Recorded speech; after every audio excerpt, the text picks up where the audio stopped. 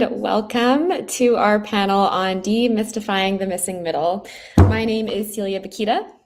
And I'm Wesley Reibling. And we're the co-chairs of Jane's Walk. Also, while they're not here right now, I just wanted to give a shout out to our coordinators, Kate and Erica. These two are the ones who are behind the scenes doing all the groundwork to make the festival happen. They've done an incredible job this year, as I'm sure you're experiencing firsthand with day 2 of this year's festival. Before we begin, we'd like to honor the land that we're on, which has been the site of human activity since time immemorial. It is the traditional territories of the Huron-Wendat, the Nishiabeg, the Chippewa, the Haudenosaunee Confederacy, and recently the Mississaugas of the Credit River First Nations. Ontario is covered by 46 treaties and other agreements and is home to many Indigenous nations from across Turtle Island, including the Inuit and the Métis people. These treaties and other agreements, including the Dish with One Spoon Wampum Belt Covenant, are agreements to peacefully share and care for the land and its resources. Other Indigenous nations, Europeans, and newcomers were invited into this covenant in the spirit of respect, peace, and friendship. We are mindful of broken covenants, and we strive to make this right with the land and with each other. We're all treaty people. Many of us have come here as settlers, immigrants, newcomers in this generation or generations past. We welcome and recognize the many nations of Indigenous people who presently live on this land, though who have spent time here and their ancestors on the land known as Turtle Island. We recognize and support the United Nations Declaration on the Rights of Indigenous People and the Truth and Reconciliation Calls to Action. Thank you. Thanks, Wes. We also wanted to take the time before we jump into the panel to thank you for supporting Jane's Walk and for being here. So for those who don't know, Jane's Walk started in 2006 here in Toronto to honor Jane Jacobs, her spirit, and her teachings. Jane's Walk is all about community. At its core is the acknowledgement that the people make up the heartbeat of our cities. And by walking together, by sharing ideas with strangers, we can deepen connections, broaden perspectives, and generate a more inclusive, welcoming, resilient society. And as you may know or may not, we are a completely volunteer-run, donor-funded organization made up of passionate community builders like yourselves. We rely entirely on donations to make the festival happen each year. So if you would like if you like what you see this weekend and have some spare change or pocket change lying around, please donate. Every little bit helps and goes toward creating festivals in future years and events like today's. Yes. Now, speaking of open dialogue and inclusive communities, I am very happy to introduce our Missing Middle panel. We all know that the housing situation in Toronto is challenging, to say the least. A family needs over $180,000 right now to purchase an average home, something that only 10% of families in Ontario are able to afford. And with housing being increasingly perceived as a commodity, it tends to leave the most desirable neighborhoods as enclaves for the wealthy and leads to deeply rooted generational and economic injustice. So today, we're hoping to discuss one potential solution to Toronto's housing crisis, the missing middle. And don't worry, we're going to break down exactly what this is, what it looks like, what it means through our incredible panelists today. So on this panel, you'll hear perspectives from all types of different folks: planners, non-planners, city officials, activists, renters, owners, and I'm very, very happy to pass it over to Shannon Holness, our moderator, who is a founding advisor of Progress Toronto and a planner at Process. She hails from Jane and Finch, is committed to social justice, and is passionate about empowering future generations. She recently completed her master's in urban planning from the Faculty of Environmental Studies at York University, where she linked her lived experiences as a social housing resident with theory and wrote a compelling thesis centered on an analysis of community revitalizations all over the world. Wow, we are so excited to pass it over to you, Shannon, so take it away. Thank you, Shannon. Thank you, Wes. Thank you, Cecilia. It's great to be here, and I'm very excited because we have a really, really esteemed panel who'll be walking us through the missing middle discussion and helping to further demystify it. Even though I'm a planner, I still struggle with all of the terminology that exists to describe the different challenges we have in our urban context and the different solutions. So I'm very much looking forward to hearing from some experts on this as the missing middle as a solution, but also what are some of the challenges within that. So we're gonna nuance it a little bit today. I'm super proud to be moderating a panel with Sylvia Roberts, who is a devoted resident of Brampton. She has advocated on a range of issues in Brampton, with her having a special focus on housing and transportation policy, especially how these policies relate to marginalized communities such as international students. We are also honored to have Nama Blonder's professional expertise here. Nama's professional practice combines the disciplines of architecture, urban planning, and urban design to bring a deeper, more realistic understanding of how cities can address housing affordability and champion inclusive neighborhoods with more equitable access to housing. Her work has received numerous awards, including the Ontario Association of Architects Best Emerging Practice for 2022. Welcome. Next, I am proud to announce that we're joined by Deputy Mayor Anna Bailao. Deputy Mayor Anna Bailao serves as City Councillor for Ward 9, which is Davenport. She has been a member of Toronto City Council since 2010 and was re-elected in 2018. She is the chair of the Planning and Housing Committee and a member of the city's executive committee. She chairs the corporation's nominating panel and is also a member of the board of the Toronto Community Housing Corporation and Create-TO. Deputy Mayor Bailao also represents the City of Toronto at the Confederation of Canadian Municipalities, where she chairs the Social Economic Development Committee. And last but not least, we'd love to welcome Greg Lintern to the panel. Greg Lintern is Chief Planner and Executive Director of City Planning, Toronto. Greg is committed to making Toronto more livable, inclusive, and adapted for all people. His priorities include meaningfully responding to the housing affordability challenge, growing the transit network across the entire city, proactively planning complete and well-designed communities to support population and employment growth, integrating climate adaptation, and modernizing planning services. I think I can say this confidently. Without them, we can't. We really need a diverse range of actors to help facilitate a broad range of change. And I'm so looking forward to hearing from folks today over the next hour and a half. So let's kick it off with Greg. Can you let us know how we define the missing middle? Sure, Shannon, and thank you for that introduction. It's great to be participating in Jane's walks virtually. I know our staff are out actually doing a couple of them. There's one happening right now, actually, I think on Rogers Road, so that's pretty cool. And there was one this morning, and they're out on the ground talking about the missing middle, which is great for everyone in the conversation. I was just thinking, as you said, demystifying this. This really wasn't a conversation 5 years ago when I think about it. Like, it really, really has taken on an incredible amount of momentum. And many people, as you say, maybe don't have a complete grasp of maybe what we're talking about when they hear these terms. If you want to throw up that one slide that I've sent you about, it's a graphic that shows the housing types in the city that people might see. And you can see by this graphic that really what we highlighted here are types of housing, whether they be a secondary suite in a house, whether they be a semi, a row house, a triplex, a fourplex, stacked townhouses, low-rise apartment buildings, everything kind of in between a single detached house that many of us might be familiar with and a mid-rise or a tall building. And what's interesting about this is that about 30% of Torontonians actually live in these forms of housing.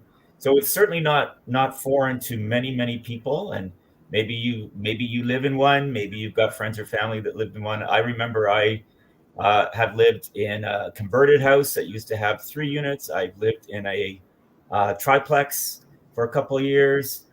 So I've got some familiarity with what this means from my own lived experience. But one of the other aspects of missing is that it's not getting built as much as the other kinds of housing. About 1% of the new housing units that the city is achieving every year. We approve about 28,000 units a year, but about 1% is actually from the missing middle. And we know we have a great need and a great demand for what I might call ground-related housing, because people have different needs. Maybe they can live in a high rise or a mid rise at some point in their life. Maybe their interest is more around ground related housing, and to be able to access ground related housing in Toronto is really one of the goals. Like having more people have that option available to them, have that choice available to them through their life is part of this. So that's the missing middle. And as I said, it's a conversation that's really taken on a lot of momentum certainly in the last few years, but it wasn't prominent when you think back about 5 years ago. Thanks, Greg. That's perfect. And you touched on some of the ways that it can alleviate some housing needs, different housing needs in terms of access to ground-related housing. Nam, I don't know if you want to jump in and maybe describe more ways that introducing more missing middle housing could help alleviate some of the challenges that characterize the housing crisis today. Right. I want to tackle this question by sharing a personal story. My partner and I recently were in the search for family-friendly unit. Now you name it. Okay, what does it mean? But remember that we're both architects, so you can imagine the type of research we did to find our unit. And I remember my partner coming home and he says, I think we only have 5 buildings in the city that we can live, and that is large enough for a family. It's near transit. It's in the downtown or in an urban field. That's something that was very important to us. And I think the missing middle has the potential to solve exactly that. And I'm so happy that we started from the definition of what it is, the professional definition. But let's talk about the soft definition, because missing middle is also the middle of income and middle of demographics and things that are, the soft or the type of housing, right? We saw that illustration, and it's something between a house and a condo. And I say that because condo, of course, is just a form of ownership, but we say condo and we mean mid-rise and tall buildings in the city. So the missing middle is exactly that, right? And I think with more options, and remember, Toronto is the fastest growing city in North America. It's attract talent from all over the world. As you can probably hear, I wasn't born in Canada, and Toronto is such an amazing city. We continue to grow, and we cannot grow. It's not a sustainable way to grow in a form of a single family on a single lot, right? It has to be more housing to welcome more neighbors to our neighborhoods. So that is exactly how the missing middle could do that, could release the pressure. Great. And I think, I don't know, Deputy Mayor Balau or Sylvia, if you'd like to chime in on some of the ways that missing middle housing could help alleviate challenges. Do you want to go first, Sylvia? I can jump in as well. Oh, sure. Can you hear me? Yes. Sorry, as you can probably tell, I'm on a little bit of an improvised setup because my camera and stuff fell. A webcam didn't work out. So currently I live in a townhouse. I have actually never lived in a purpose-built apartment. When I was really little, we lived in a single family home, an old Victorian that had been cut up into a whole bunch of units. And then later we moved into an old Victorian as single detached, and then a converted old farmhouse that had been all sorts of weird stuff. And now at this point, I'm living in a condo townhouse, and we're actually quite happy here. Some people would consider condo townhouses a form of missing middle. I wouldn't necessarily, because they're still fundamentally single family homes. I mean, I still have my own personal backyard. I have my own front door to walk out. So to me, I don't see how it's not just another single family home. But even that, in all too many parts of Toronto and the 905, townhouses are considered unacceptable. I was at Brampton's last planning meeting, and there were people complaining about how the houses being built next to them on 55-foot lots would destroy the character of the neighborhood because they were too dense. So what I've found is that there's literally no such thing as gentle enough density to please some people. I think there were 50 people who showed up, or at least 50 people who signed a petition to complain about that, and a half dozen who delegated against it. In a bunch of places, like in Brampton, we have, I believe, last year, we approved more secondary units than the rest of the GTA combined, which is a lot. And our new official plan, our draft official plan, is actually looking at requiring 50% of new build housing to have, that's subject to subdivision control, to have secondary units built into them that are move-in ready when the unit is actually being delivered. So that's going to be a key part of our housing supply. In places like Toronto, the cost of construction for high-rises is so high that the city can mandate a 3-bedroom unit be built, but the reality is the cost is so high that it's still not going to be affordable for a family, and what you're going to get instead is a somewhat cramped 3-bedroom unit that is occupied by roommates. It's missing middle because you can do it with low-rise wood frame construction, can actually be done so the construction cost is low enough. You can build family-sized units again. Because I'm sorry, but an 800 square foot 3-bedroom unit is not family-sized. We've seen some of that stuff showing up in Toronto. It's like 800 square feet. It's not family-sized.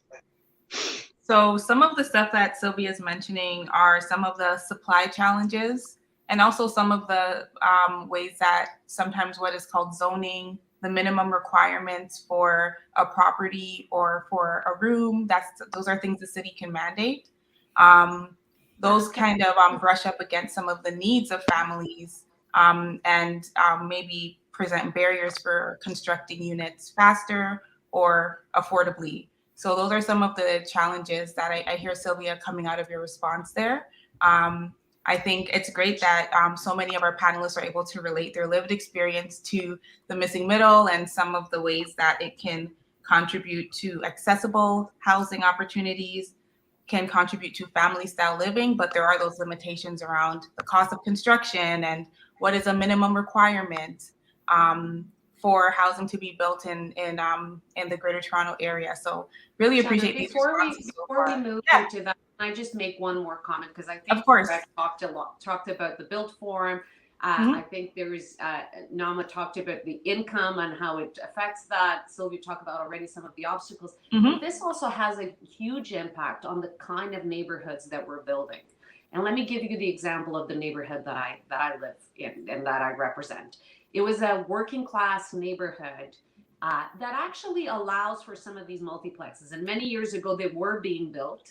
And now we're actually seeing more and more of these houses that had 2-3 units being bought and actually turned into single family homes because of gentrification and so on. So while you have some of these areas where some of this is allowed, because it's not an easy thing to do, and because of the housing situation is not getting done as much as possible. And then you have other parts of the city where you're not allowed as well.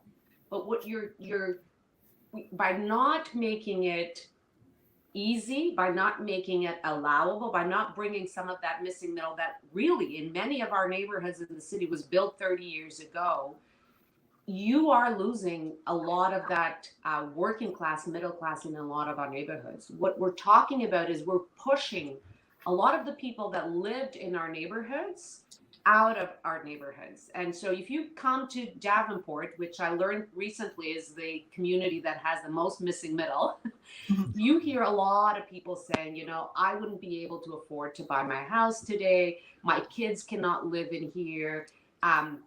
And that's why people get excited about laneway housing and garden suites and multiplexes, because we're starting to see people having a bit of a shift moving into intergenerational housing and finding solutions to make it affordable to be kept in their community. So this is going to have and can have an impact on the affordability of housing, and consequently will have a huge impact on the kind of communities and the equity and the kind of inclusive communities that we'll have in the city as well. Yeah, if I can just add to that, Shan, what I like to, when I think about this, I think about the history of the city, and Deputy Mayor Bellau mentioned the structure and the look and the feel of Davenport, right? And people are very familiar maybe with two kinds of city in Toronto. One is the older, pre-World War II city that was not originally constructed as much around the car. And this isn't an anti-car comment. This is just the way it happened. And post World War II, suburban expansion, we have a different auto-centered idea of urban planning in North America. Separation of land uses, sprawl, people sometimes call it. And it's kind of an interesting point that we're at, because those areas of the city are now 70 or 80 years old. Like they're approaching a point in time where renewal and change is coming to the suburbs. And it's kind of an inflection point. What is going to happen over the next 10, 20, 30 years? What are these areas going to be like? We talk about 2051 because we're growing the population by at least 700,000 people by 2051. Who's going to live in these areas? Are they going to be able to afford it? How are these areas going to transform? And I think you're beginning to see a lot of transformation in the suburbs already, with large plaza sites being redeveloped, with new transit networks being laid down, which is all very exciting. But we have to ask ourselves what's going to be happening in the neighborhoods. Mm-hmm. The neighborhoods in the old part of the city have evolved. They have evolved. Many of those neighborhoods were built originally as single detached housing that were converted into multiple unit dwelling houses. They've kind of gone back and forth to accommodate housing need over time. And I would think that that is the type of evolution that is gradually going to come to the rest of the city. But we have to think about 2051 and what kind of outcomes, like what is this city going to be like, and who is going to live here, be able to afford to live here? Is it going to be built in a climate adaptive way? Will it include or exclude people of different means? And that's kind of what motivates me as a planner in looking at the way that zoning and other regulations might frustrate or limit the imagination and the creativity that we want to bring to solving some of the housing challenges. So in a way, it's, you're asking people to think very long term here. But there's an immediate concern, and we talked about this a lot in our conversations with people. There's an immediate concern. Where are my kids going to live right now? Where are my employees going to live right now? Where are my friends and family going to live right now? Like there's a pressing, and it kind of connects the future to the current in my mind, which is very interesting. Awesome. Thank you all for your perspectives. What I'm hearing kind of come out as a strong thread is, some of the solutions can fall short in some ways, where we're having big equities come up in numerous times from a few panelists so far. And that is also an area where the missing middle can fall short as a solution. So when we think about who wins and loses in Toronto's current housing market, how might the missing middle concept address that or fall short? And maybe thinking through that in a suburban lens as well. We can start with you, Sylvia, to kind of guide us through some of those challenges. So Brampton is fun because a majority of our housing stock is single detached. And so a number of years back, if you've been in Brampton, you will have heard about the Big Blue House, which was, because our rules are actually give you a fairly large building envelope,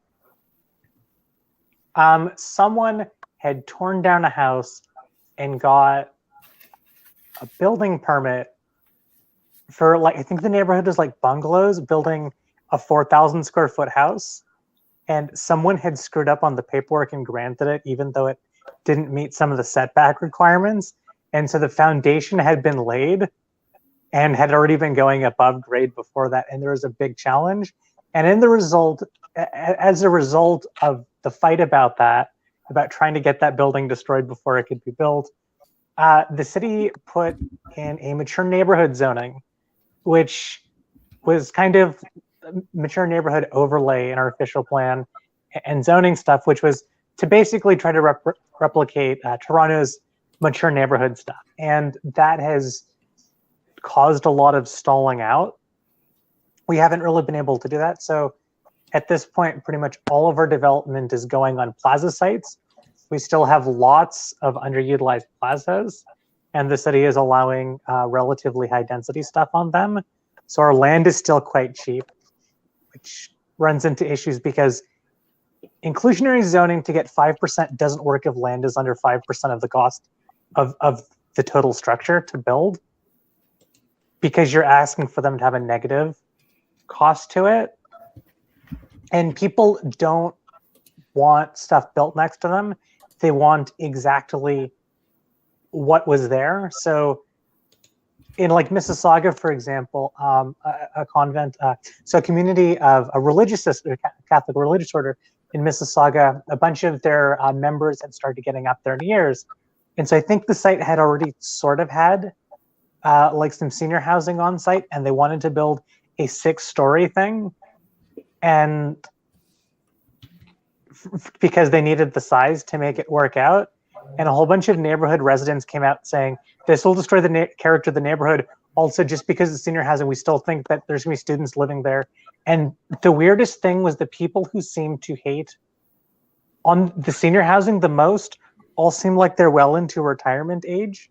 So it's, even the people who you'd think would benefit, there's just such a huge status quo bias against stuff that it causes issues. So my grandmother lives in Brampton. We picked a place near her. And so she'd been living in a 2-story single detached house. And so a building got built. Amica built a place. So she has senior independent living, and she downsized and was able to move there. But, and a bunch of people from the neighborhood did too. But I think that was controversial. And like Brampton someone tried to build a building with like 90 units, and there were a dozen applications against it. It's still stuck in limbo because it's a weird site. There are so many issues with trying to build stuff that I've tried looking at the constraints in Brampton zoning bylaw. And so the amount of different constraints, first there's just the zoning for a single detached unit, but then there's different rules. So you might have floor space index, and then you've got side setbacks and front setbacks. And like the front setbacks are far enough from the street because they're designed to have parking in front of it. And then there's the rear setbacks for a yard, and they don't want to budge on that. And the amount of constraints means it's actually very difficult to figure stuff out. And then you can run into stuff like site plan control and all of this kind of stuff. And so then you have, if I may just pause you for a Sorry. second. Are you saying that sometimes when development is proposed that will alter, maybe significantly or even in a minor way, how a property looks right now, there are some ways that the city may interfere in that change, or that residents in the local community may oppose those changes, and so that is a negative outcome for ways to increase the stock of missing middle housing? Is that where you're heading? Yeah. So Brampton needs to increase the amount of housing it's building by 5x. It needs to actually build 5 times as much housing as it is currently building in order to keep pace with the population. Okay. So it's impossible for a planning department to scale that fast. The amount of people you need for inspecting permits and right. Because we have zoned everything in such a way that the only thing permitted by that is what is currently there, and maybe you can get a patio or bump out the building by 300 square feet. That means every single application takes a huge amount of work, and it just messes up the whole process. More stuff needs to be done by right. So I've sent some images of like older stuff that was built by right in Brampton, and a bunch of it's actually decent stuff. So I don't know if you want to take a moment to look at those images, but I think the kernel in what Sylvia's saying is that, and back to the question is, you know, when these decisions are made to kind of maintain what exists currently, and there are some challenges that the city or other residents may have on a proposed change to a property, there can be that means that there's less housing being added to the housing stock, which means less people will be able to be housed. And I think that's kind of where we're going with this. I don't know if others on the panel want to chime in and maybe weigh in with their experiences and how they've seen some of these challenges to development applications for missing middle housing kind of create gaps in the housing market, which I think is what we're talking about today. Well, I think probably Greg you will expand on what I say because he's the expert on this. But what we clearly see in Toronto is that we have all the growth happening in a very limited amount of space of the city. And we know that land costs in our city have a huge impact on the price of housing. So when you have about this much growth happening in, you know, the last 30 years, we had 25% increase in our population in basically very small part of the land, because most of the land is single family homes. And then you have neighborhoods like mine that has population decreases because families are smaller, because triplexes are being turned into single family homes because they cost $1.2 million. And so the pool of people that can afford them are smaller. So what we're trying to say is, can we start going into those neighborhoods and actually create more housing? Because we know the population is increasing. Can we take advantage of that land in a sensible way? Because, I mean, through the work that we're doing with the expanding housing options, we're very much looking at what does the envelope look like, and you know, can we accommodate more housing in there? And we're seeing that we can accommodate more families, more housing in that area, in areas that is currently having population decrease. And all these things will have an impact on the price. So that's why you bring diversity into neighborhoods, because like I said, you have a $1.2 million home, but if you have, you know, that home now being done into 4 apartments, you know, if you have 4 families coming together and buying that house and dividing it, it reduces. Now, I want to mention this because a lot of people say, well, but these things are not really affordable. Like I fought hard on laneway housing. I led that process, and Greg and I, that's the first thing we hear right when we go to anything is like, well, that's not really affordable. Of course not. With the construction costs that we have nowadays, you don't build a laneway housing for probably less than $400,000. But it's a lot cheaper than anything that is being built in the community. And it's either creating a rental unit or a unit for somebody to afford it at that price that probably wouldn't be able to afford to live in that community. So it's bringing different kinds of people into the neighborhood. Actually, to be honest with you, it's not even different. In my community, it's not even different. It's the people that have been here for 40 years that today they can't afford to be here. That's the reality. It's the people that are here that we're saying, okay, if I want my kid to be in here, this is a good option. Now, it doesn't create the deep affordable housing. I do a lot of work on housing, and I often say this: listen, in our housing crisis, you can't fund our way out of this, and you can't build our way out of this. These solutions, the market will never produce, for example, supportive housing, the deep affordable supportive housing with the support. They will never support it. We need governments to make the investments and to do that. Now, changes in the zoning like this can facilitate some of our nonprofits as well to create some of those housing as well. But we always have to understand that we need governments to invest in housing, but that money should be targeted to create that deeper affordability, to take care of the most vulnerable. Market solutions like this that we're talking about, the missing middle, the zoning bylaws, all these changes should be able to take care of the housing continuum for our workforce housing, for that more of that side of the housing spectrum. We should be able to deal with some of those levels of affordability in with some of these zoning changes and some of these tools, which is this is a tool in the toolbox of the housing continuum. Yeah, that's a perfect segue, because I was going to mention the toolkit analogy, and we talk, and I think Sylvia mentioned the as of right zoning, and maybe Nomi can expand on this, but the beauty of having more permissive as of right zoning, again, within the same general scale that you see now in neighborhoods, because I think the city will always be made up of low, medium, and high rise scale. But what, I sometimes use the analogy of, can we get a little bit more juice out of this orange, or in this case, the yellow belt? Can we make it perform better for people? And if you carve up the box, like the box that exists on any lot right now has a length, a width, and a height, and setbacks and other zoning requirements. But what if you inside that box, if there's one unit that's let's say it's 8,000 square foot McMansion or monster house that many people see popping up in the neighborhoods, or maybe it's 2,000 square foot, or if it's smaller, maybe it's 1,000 square foot, but you're getting grade related housing out of it. You're getting something that might be very accessible to local services, that maybe those local services are crying out for more people because the population in those neighborhoods has actually been going down. Maybe the local retail strip needs more shoppers and more people to serve.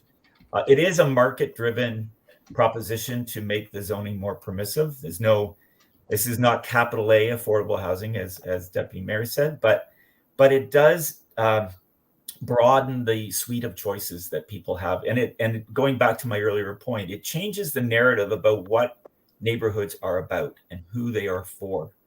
And I think this is the longer term view that people are beginning to talk more and more about is, as I said earlier, are my employees going to be able to work in Toronto, or they're going to have a long commute? Yeah, hybrid is something new, and people will do that, but they're making choices now to move all over the place. Do we want to stay in that game? Immigration into Ontario and Canada and Toronto has been the driving force behind our population growth. If not for immigration, our population growth would be non-existent. In fact, our decline would be palpable, I think. So we need to find places for people to live, for our economic competitiveness, to bring more housing choices for, especially again, for people who are just starting out or want to come through their extended family relationships. Nomi, you want to chime in? Oh, yeah. So my sister's getting married soon, and she's going to want to start a family. And one of the things Toronto has a huge excess of is school spaces. Because the city has been concentrating all of the growth in a couple areas, there's a couple areas that desperately need schools. And then there's a large swath of the city where TDSB is like, I beg of you, please, for the love of God, we need children here, because they can't close the schools because of provincial rules, but also many of the schools are below 50% capacity. I think TDSB, it was something like 24 secondary schools are below half occupancy. It's just absolutely astounding. And so people are like, well, what about all these people who are living here? It's a case of TDSB, I'm pretty sure, gets paid on the number of students. And so they have all of these older buildings that are half empty that they can't close. And the population of children is not increasing. From what I understand, it's going down, and they're all moving to London. My mind is... Okay, let me phrase it this way. London built a new school, and the day it opened, it was at 130% capacity because they didn't realize just the gigantic number of students children coming in from Toronto. Toronto is so large that it doesn't take a huge percentage of people moving from Toronto to just completely overwhelming different cities' capacity. So it's the 416 suburbs filled up, and then the 905 suburbs filled up, and then Kitchener started to run into issues, and now it's London, and at this point, Sarnia is net gaining population from Toronto. So Sarnia. there's clearly an interdependence of, our housing supply and who lives in the communities and the resources and services and how they become allocated in our neighborhoods, which, our communities are certainly like an 8 to 80 community. You'd have where people who are 8 years old or 80 years old are able to live in place and grow in place. There's an ability for them to benefit from some of the resources and services that are available in their neighborhood. That's an interesting point. I don't know if Nama, if you have any divergent points. I'm not I'm not a school expert. I'm trying to be very careful and stick to what I do know. And Sylvia, you mentioned the family size unit you gave the example of the 800 square feet, and Deputy Mayor Balau also mentioned units for families, and I want to make a comment on that because it's not about the size. Because by the way, I saw 1,300 square feet units that are shitty. So it's really not about size. It's about, and the city had, back in 2017, they introduced the Growing Up design guidelines, raising or planning for children in new vertical communities. And now I feel like we start seeing the outcome of that, because one of the design guidelines were to increase larger units in new developments of 20 units or more, which is not at all the missing middle. But it just shows you how policy make the changes, because now 5 years after, we start seeing larger units and more family-friendly units introduced into the market, something that 5 years ago wasn't at all the case. So I think, when we talk about affordability and I believe we're going to touch on government and all of that, what can be done, it's exactly that. It's changes in the framework of what are the rules of the game that we're playing here. And I think, also going back to that study, it also said that it's not just about size. It has, the unit, the building, and the neighborhood. It means that everything is a system and infrastructure of what it means to have a family-friendly city. So I think that's very, very important. And the missing middle for me absolutely ties into that discussion. It's about the neighborhood and about having my needs met in those three structures of policy. So now seeing the missing middle policy coming to a change, and a massive change, a huge transformation. I had a friend, he's been a planner in the city for over 20 years. And he told me, you kind of take it for granted, because I moved to Toronto only 8 years ago. 5 years ago, the discussion around missing middle just started.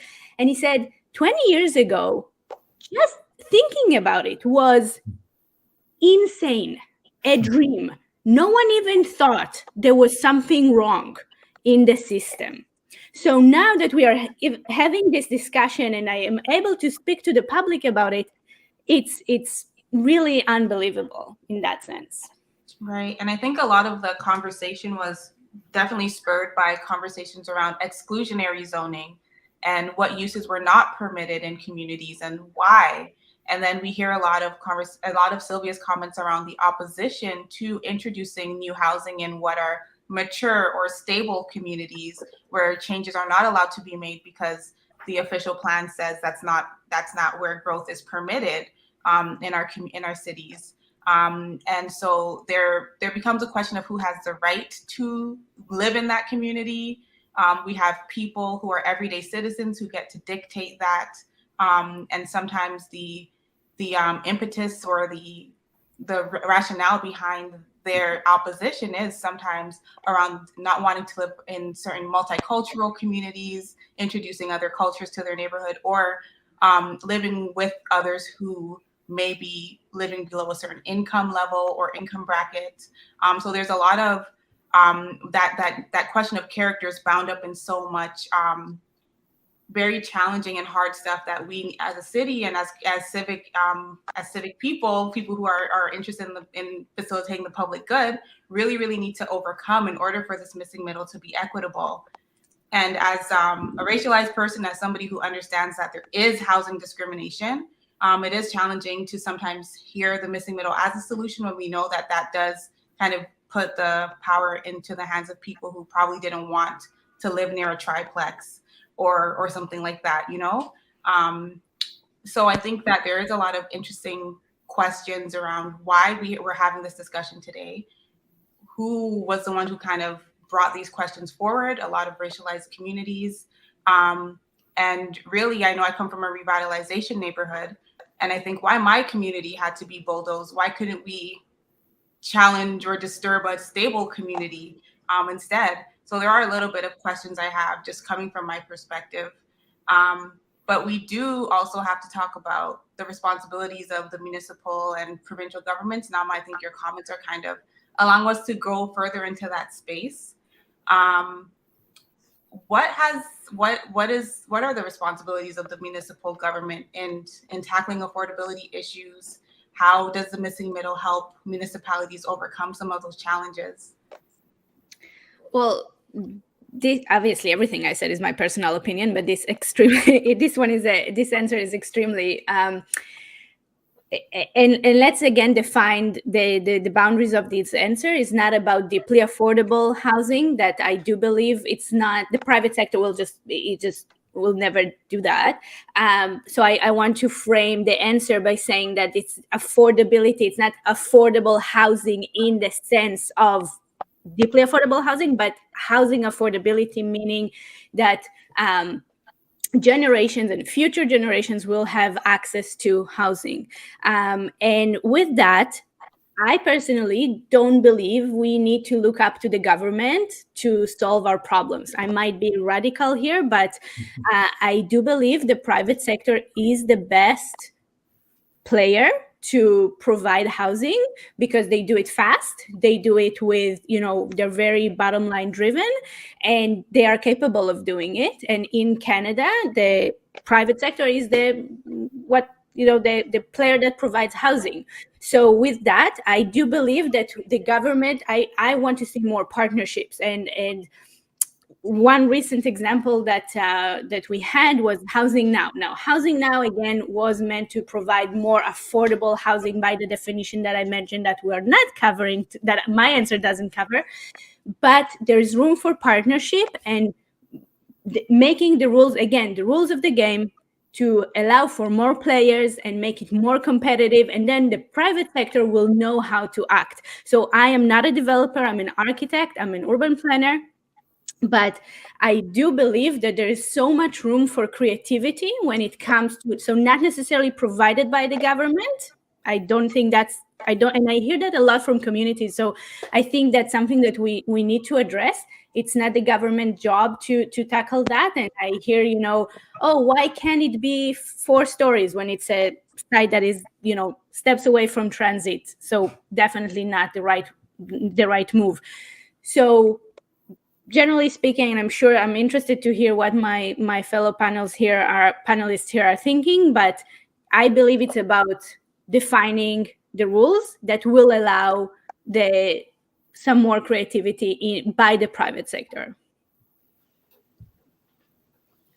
Yeah, I mean, just to build on that, in Ontario, it's a rights-based, I'm going to say it's a rights-based system planning. So provincial policy is written up by the province, and the municipalities are creatures of the province, and we implement, and our decisions have to be consistent with that policy that comes from the province about planning our cities and towns.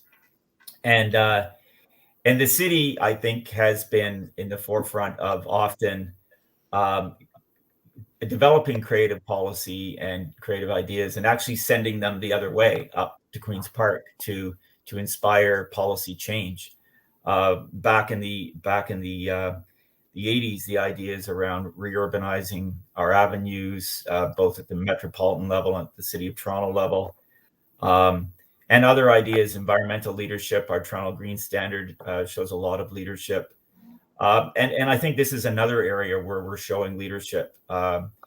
bringing forward policy that makes, as of right, secondary suites, laneway suites, garden suites recently, and the discussion that we're currently having around multiplex and other forms of missing middle housing. It's what's been an interesting part of this journey recently is the engagement that we've been undertaking, because we have tried to very deliberately and consciously be aware of the depending on your perspective, the exclusionary or inclusionary part of the conversation, and deliberately designing engagement processes that reach out to different people who have felt that they have not been part of the conversation, or have not been heard, who would not have access to policymakers.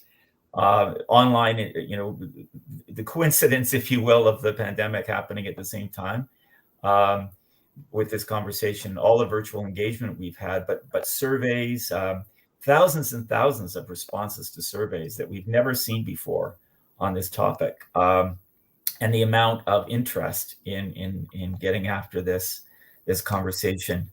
Different platforms. We were on Twitter Space the other night. We've been on Reddit. We did, you know, old-fashioned door-to-door surveys. I think we started it in March 2020, just as the pandemic hit. So we're trying to kind of broaden the conversation, understanding that, as you said, Shannon, that people have not been feel like they've been part of, and have not been part of the decision making and the policy making that goes on both at the city level and the provincial level. And it's really important to make sure that this conversation includes those people.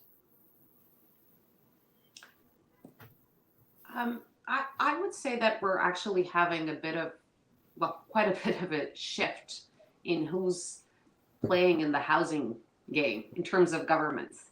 If you look back at the history, most of the housing policy and housing investments had been done by the federal and provincial government, from programs from after World War II to social housing that was even used to be managed by the provincial government until the 90s, when it was downloaded to the City of Toronto.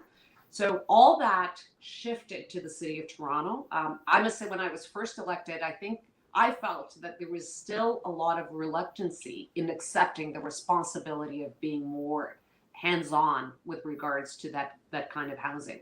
We had Toronto Community Housing, but it was this corporation over here that really was downloaded on us, but they should really take care of themselves, and so be it. Yeah, they have a huge backlog, but they should take care of it. We should keep asking the province and the feds for money. And so I think there's been a huge shift. But I think in the City of Toronto, I think the city acknowledged that it's like, okay, we are in the game of housing. It got downloaded. We need to work with the other three orders of government. But I think that also there's been a lot of recognition that a lot of these planning policies, which were guided by the Planning Act, when we start now reflecting in a lot of the planning policies, there has been a lot of issues that have been overlooked, and there has been exclusionary policies, and this has been a policy that has favored certain people over others.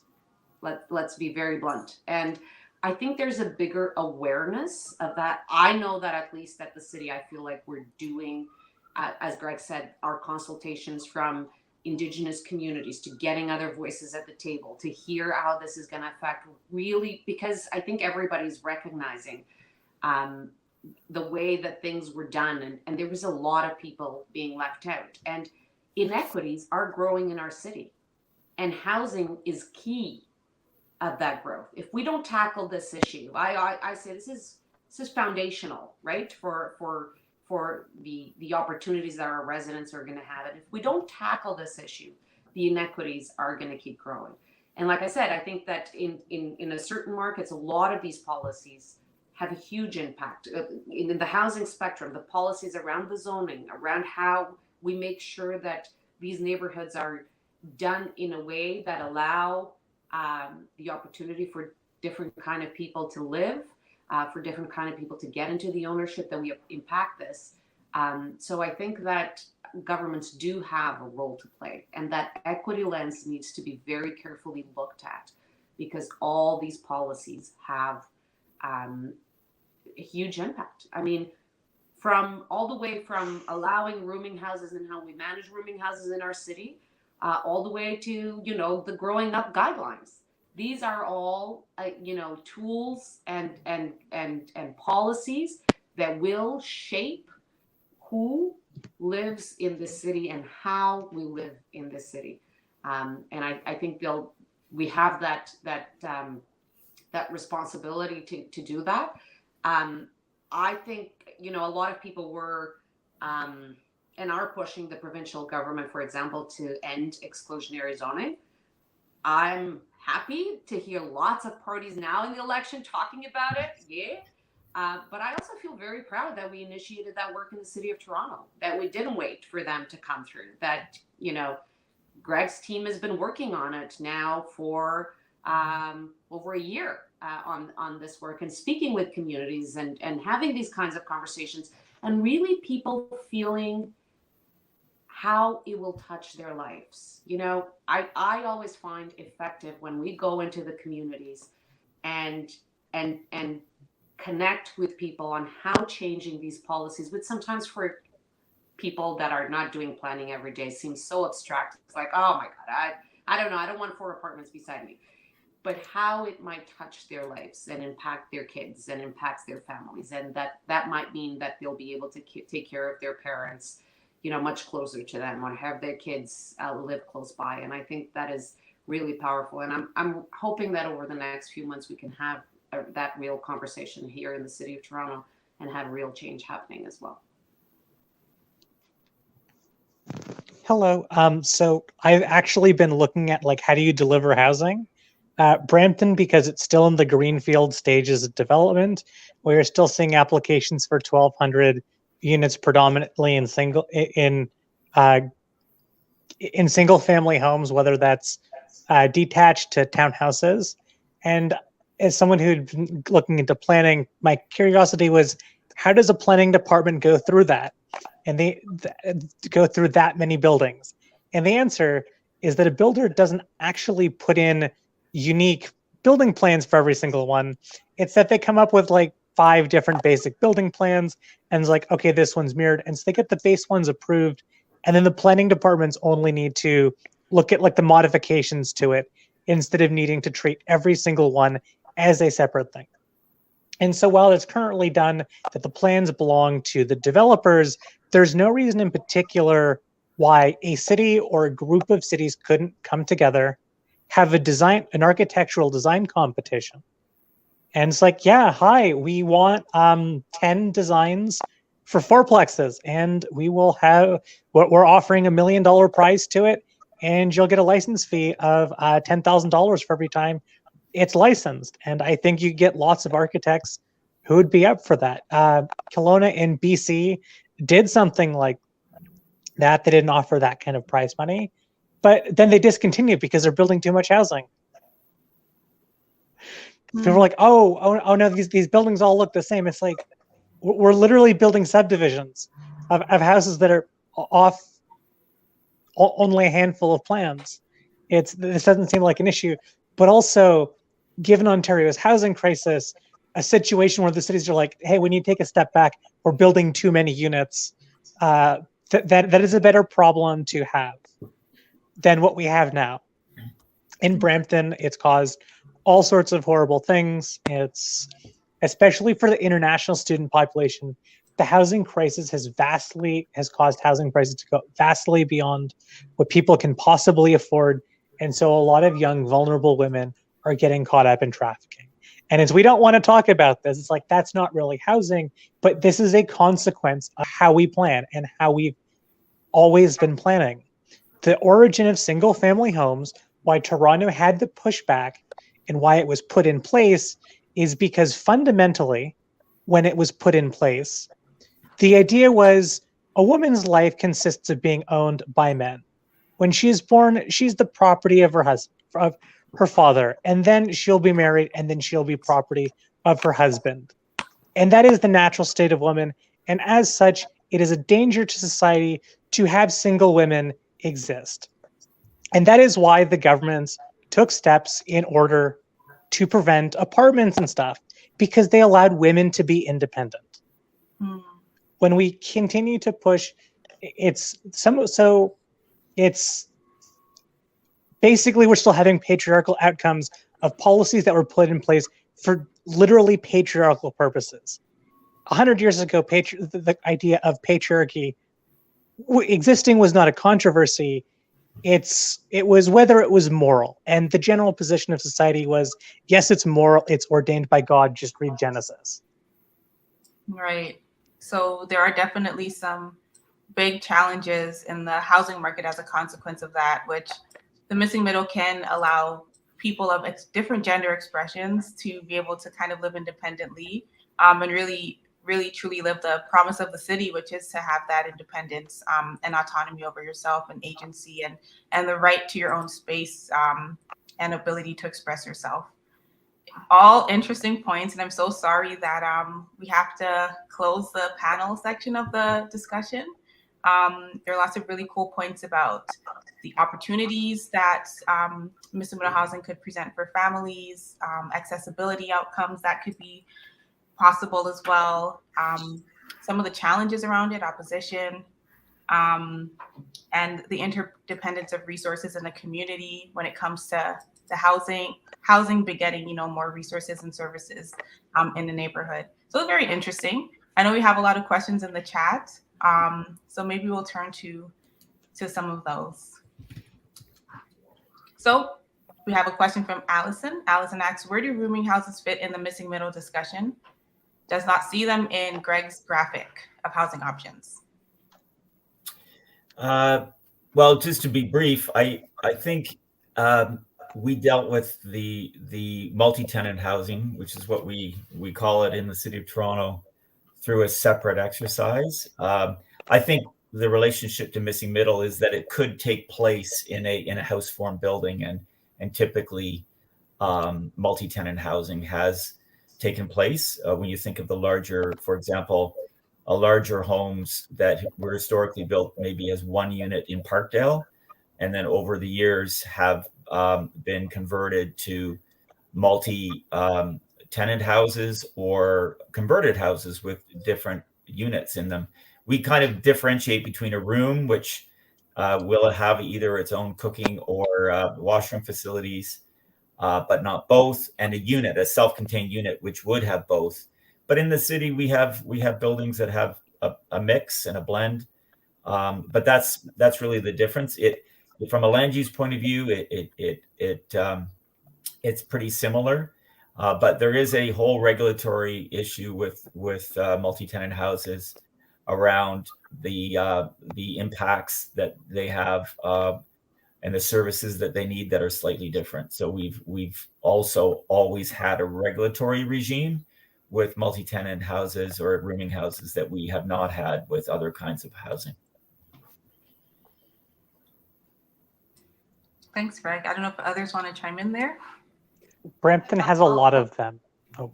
Sorry, I'll just add that when we did the last report, what we did was actually a human rights review of the issue, and we actually had a consultant, human rights, to put that human right lens. And so we had not only the land use aspect of it and the MLS, but the housing secretary. How do we support? Because they're here. It's not like we need to build them. The issue is that there's actually a lot of issues with a lot that are existing. The vulnerability of the tenants that are in some of those illegal rooming houses, how to make them legal, how to take care of those that already exist and that are there. So there was a full package that and recommendations, and the work continues. As people that are probably watching this, we weren't able to get the support yet. I'm hopefully that eventually we'll get there, but there's a lot of good work. I think that, may I say, right, Greg? May I say, there's a lot of good work that was done by our staff on that report, and there was a really fulsome set of recommendations to get it done. Great, thank you. We have another question from Allison, which asks, "What?" Can I address that a little bit? Sure, go ahead. Brampton actually has a gigantic number of rooming houses. They, in the past 5 years, they've gone from nowhere to basically everywhere except for the Toronto Core Rural Estate, which is houses that are like 5,000 square feet on 2-acre lots. But pretty much everywhere else in the city, if there's housing, there's now multi-tenant housing. And it's because Ontario's population growth is overwhelmingly being driven not by immigration, but by net non-permanent residents who are overwhelmingly international students. And Canada, in order to increase its supply of international students, has gone far beyond just like the upper class in developing countries into more like the middle class. And many of these people, they're middle class for developing countries, or maybe even upper middle class. But by Canadian standards, they don't have very much money, and they need this kind of housing. To have it illegal just means that those people are living in extremely overcrowded situations and are extremely vulnerable. We have had a big issue in Brampton where landlords are extorting sex from young women who are living there.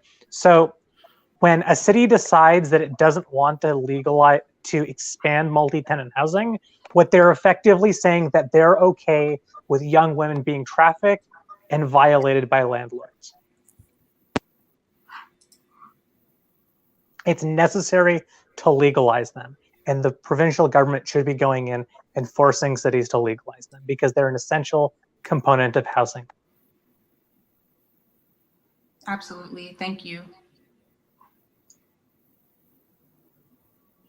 Okay, we do have another question. We have a few more. One question from Allison again. Thanks, Allison. If only 1% of the current approvals in Toronto are for missing middle housing, with the new tools, what is the city's goal? Is it 2%, 3%? It's how about more than 1%? But it's a great question. And I do have a number that relates to a report that we did last year on housing turnover. And there is a normal amount of turnover that happens in the city when people age out of their current housing situation and they move on. And those houses are bought and sold, and new families moved in, or new households move in. I would expect that natural turnover that we've seen over the years might slow down as more people choose to age in place.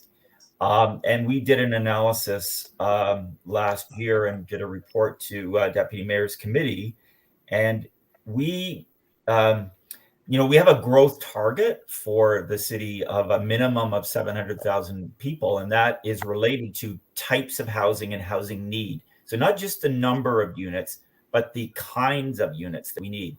And that report identified that we actually need to increase the number of ground-related units. And that relates to the fact that everybody's seen the cranes and you've seen the apartment buildings being built, but you don't see the ground-related units. There are some, as I said, not that many. But what's really important here, to your question, Allison, is about the goal that we need to set. And in our new official plan review that's being undertaken, I think it's like 70 or 80,000 units of ground-related units that we are going to need to build, which really means about 2,200 units a year that we need to start building in ground-related housing. The only way we're going to be able to do that is to improve the housing options in neighborhoods by changing the zoning. So there's a direct line back to complying with provincial policy and changing the rules in Toronto to achieve the needs that people have for ground-related housing. So it's a great question. Thank you. I don't know if others want to chime in, but we do have a good question from Vince here. It's a case of a design competition to have pre-approved building plans, so that someone could just say, there's a catalog of designs that the city of Toronto has gone through, and someone's like, I want to use this house, I want to use this design, and she's like, okay, approximately, what's the positioning of it? Just show us the grading. Yep, there's sewer capacity, there's school space, go off. And that would streamline it in a way that would make it much easier for the city of Toronto to actually go through it, because it's not just that Toronto that needs to do it. It's if you expand and have other cities able to go in, because of how relatively standardized the OBC is, it could be extremely useful for across the entire province. So that maybe relates to Vince's question about what can we do to incentivize missing middle housing instead of single family homes.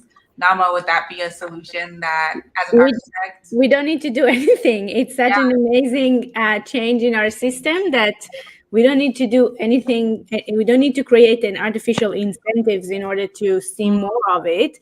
And I saw another question that I lost it. But anyway, no one, in the missing middle, it's a very North American thing, right? Like outside of North America, the middle is not missing, just to be very clear.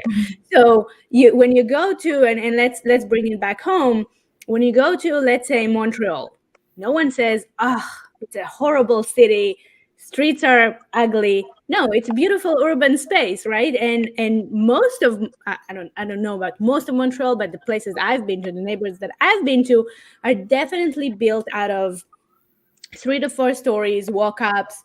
You see that each of them houses more than one family. It's like very clear, and it's yet a very beautiful urban environment. So the incentive is that's the core essence of the missing middle when it will be permitted, and it's in baby steps, but we don't need incentives. I want to see how what's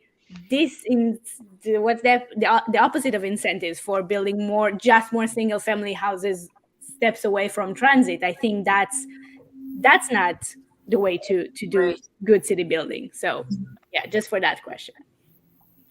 Maybe I'll just add, and I know we've all been not very contrarian with each other this afternoon, so I'll take one.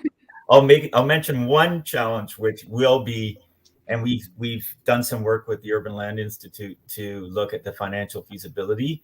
And sometimes zoning is important, but it's not enough. And there are costs and charges, and it's good that we're not maybe including the land value in the proposition. So that's a big cost of housing that wouldn't necessarily be in the mix, but there are still other expenses and charges and time to design and get permits and all of those things. So whatever we can do to make that easier for people, I think is important. Construction, and I'm not an expert in it, but when we get more into modular construction, when we get into approaches that could be repeated over and over, and kind of we call this session demystifying, but part of it is demystifying and not having bespoke processes every time, but something that works for more people in a more efficient manner. But I still think there will be, especially as this becomes something that more people might choose to look at. We have a very inflated housing market in Toronto. People are still going to build monster houses. We're not talking about taking that away, but we are talking about changing the story so that somebody might choose to build a multiplex, or somebody might choose to add a unit to an existing house instead of tearing it down, and changing the conversation about the options that people have for their property. Over time, one would expect it to be normalized, and people have a different way of looking at this. But I think in this transition that we're going to experience, or that we already are experiencing, because people are building these things already, they're building laneway, they're doing some multiplexes, but we are still net losing units in our neighborhoods. It's still contracting, and we have to kind of bend that back and head in the other direction to take full advantage, I think, of this opportunity. If I could just add one thing, because I think I'm in between the two, but I do think that we need to take some action in this area. And I agree that, yes, we're still going to have the 4,000 square feet home. But right now, that 4,000 square feet comes to City Hall, gets a permit, doesn't pay any development charges, even though they're having huge costs to the City of Toronto, to the neighborhoods, because we need to build housing, and we're not going to be building in that neighborhood that might be very close to transit, so we have to invest in other infrastructure. And what we're charging is actually somebody that comes in and builds a fourplex. So I think we need to do a rethink in this in the city. I think this policy of the missing middle is going to have to be followed very closely with an analysis of how we're doing these things. Like our financial tools also need to follow and to fall within the policies that we're trying to get. Like if we're trying to get more missing middle around, transit, if we're trying to get more missing middle, our revenue tools, our development charges, and so on and so forth, land transfers, all this should go into that direction as well, because it creates an incentive and a disincentive to then do that 4,000 square feet home. So I do think that we need quite a bit of action in that space as well. We're doing a lot of studies in the build form, and I think Greg is really trying to prove that this will be a factor. The economics of the issue will be a factor as well, and I really believe we need to make that case inside City Hall as well, because it's been hard to make people understand that our financial tools need sometimes to also not only pay for things, but be in line with our policy. I think, for example, what we did with the vacant land transfer tax, right? It's the vacant homes tax. That is a tax that is very much driven to have a policy outcome. We want homes to be occupied instead of being empty. We need to start having that mind shift for some of these tools that we do around the missing middle to have more of it being built. Thank you so much. And I just in the interest of time, I'm going to move on to a question from Jacob. Jacob asked, what's next after the missing middle? Should we be rethinking a lot of design guidelines, such as angular planes, how we do secondary plans and transition zones? What's next? Let's think big. I love to think big, and I think first of all, the code, the Ontario Building Code has a few things like the 2 staircases, and we're trying to change that. But if you really ask me what, and it's not, by the way, Jacob, my answer might surprise you because it's not at all related to city planning. But the fact that pre-construction sales is a huge problem, because we sell it essentially everything to investors. And once you sell everything to investors, the end user is not part of the equation. And once the end user is not part of the equation, we build more units, not necessarily the right type of units. And this is all, and I was telling this to my friend, the same friend, the planner friend from my previous answer. And he said, whoa, this is a really big problem to tackle. And I said, yes, but that's probably, you just said that the yellow belt was another dream to tackle. So I think our system is a little bit, it's a really big problem that's called pre-construction sale, because just for the sake of making sure we're all on the same page, this is how construction is being financed. You can't go to the bank and say, hey, can you give me money to build a 30-story building, or even 4-story, or even the 4-plex. You can just knock on the bank door and ask for money. You need to show that you are able to finance it on your own. And the way it's being financed is by pre-construction sale. You buy everything, the unit on paper. You have no idea what you're buying. 5 years maybe down the road. And that's why the end user is not at all part of the story. So if you ask me what is my dream, my big dream next after the missing middle and zoning changes, I think that would be it. But again, I have a wish list of like the Ontario Building Code and annual plan. So I'm full of hopes.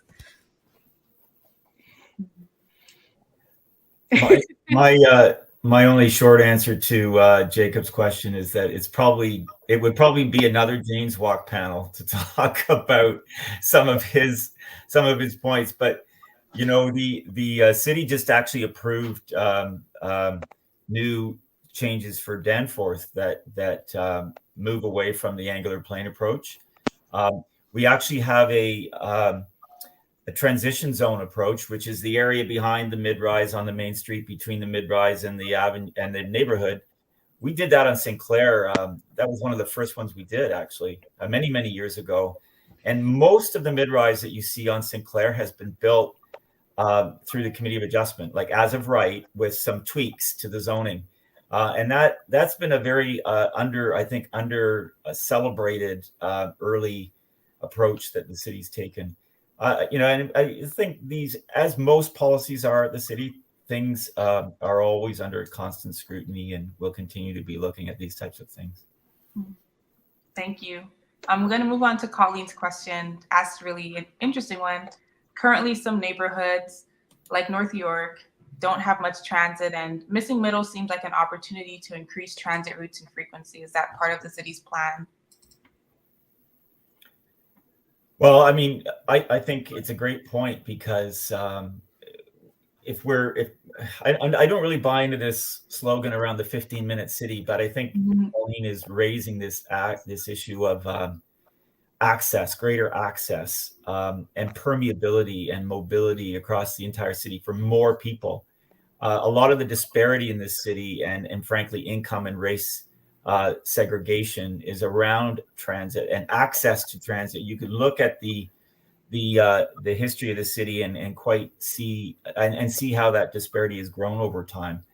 So bringing a transit network, a more robust transit network to greater parts of the geography is really fundamental. And then tying neighborhoods to the transit, whether through better pedestrian routes, better cycling, more walkability.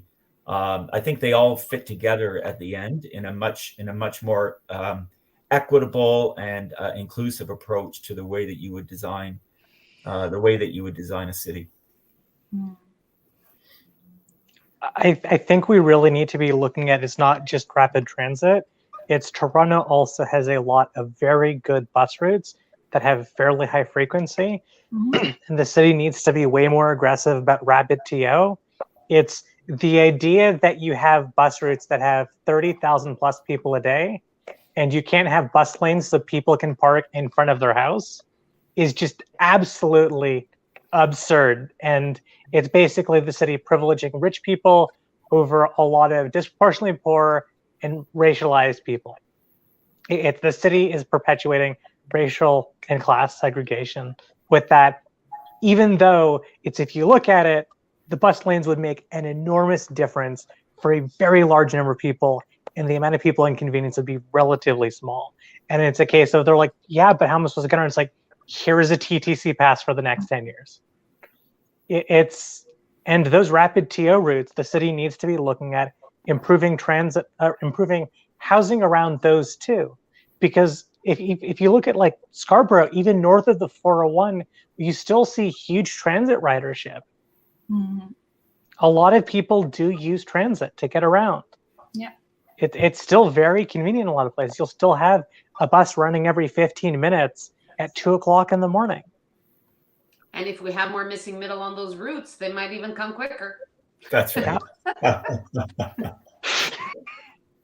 Yeah. Awesome. Sounds like everybody agrees on that question. Transit and Missing Middle go together very well. So we have one more question from Jacinta, which asks, how do you balance zoning changes and as a right building with new policies to provide growth, like garden suites, that still allow for privacy and also include affordable housing? Complex. Well, that's what we're trying to do. I think it actually sums up the garden suites is just one example, but it really does sum up what we're trying to do with the Missing Middle. We still want high quality living environments for everybody, not only the new residents, but the existing residents. So we want good design. I think Noah's points about design driven solutions and creativity is so central to how to make all this work. And that means we can do this without planning against our urban canopy, our tree canopy. We still need to have trees in the city. We still need to have high quality living environments for everybody. And we have to balance those against and the need to increase our housing footprint. And we can do that in the space that we have very efficiently and economically. We don't have to sacrifice one for the other. Affordable is more about capital A affordable versus little a affordable. I think remembering the deputy mayor's comments about the fact that I don't think we're going to supply our way to affordability. We need an active role for the federal and provincial government and the municipal government. We've been leading investment in new affordable housing, but we need that to be sustained over a long, long period of time. So we make progress against our goals.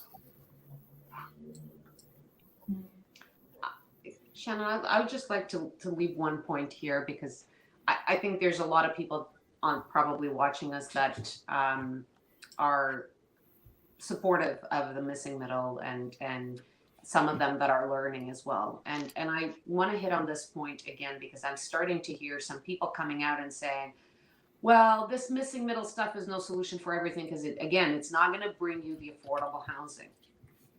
I've had sometimes these conversations in my own community, and all I keep saying is, yes, you're not going to get a garden suite built for less than $400,000 or $500,000, because that's really, there's not a nonprofit organization that could probably build you a unit in the city of Toronto for less than that, to be honest with you. That's just the cost of building.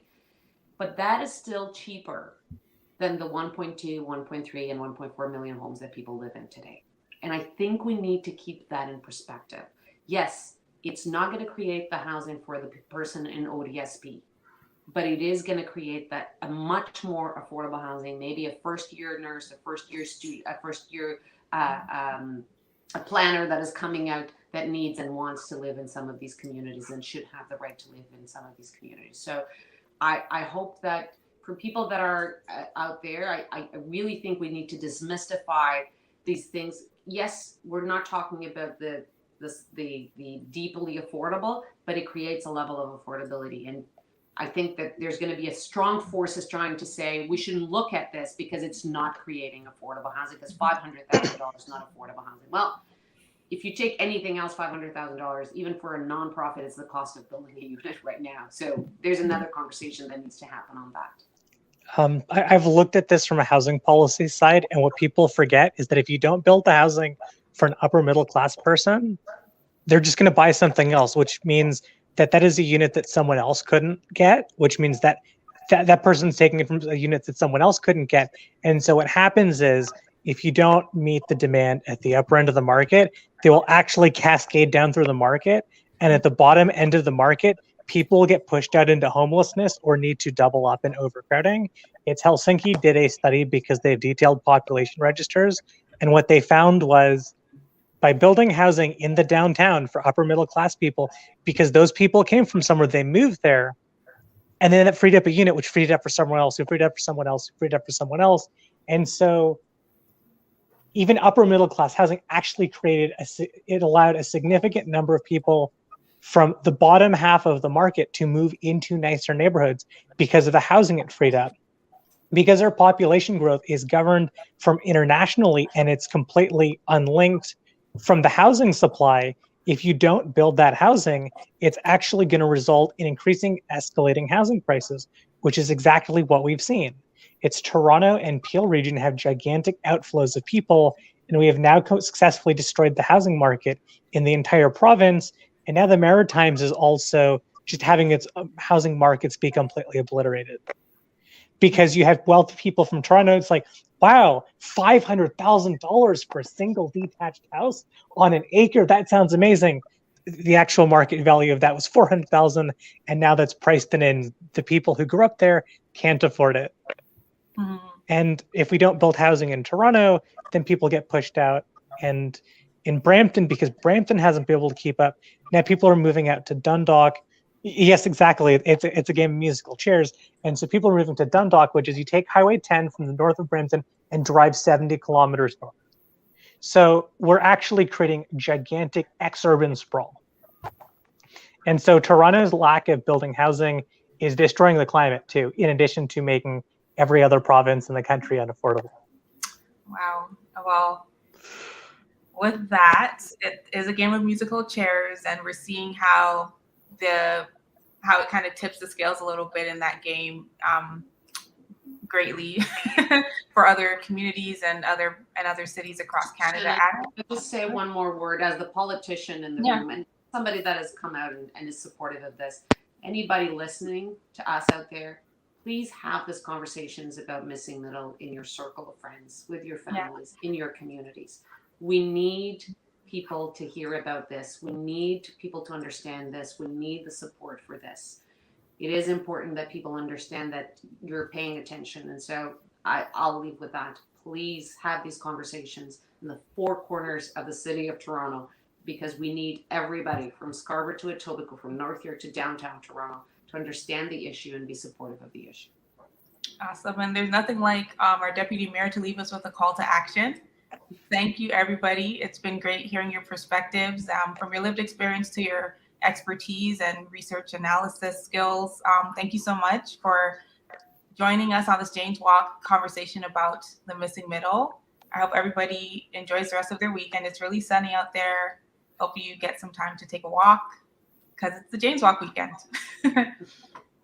Take care. Thank you. Bye.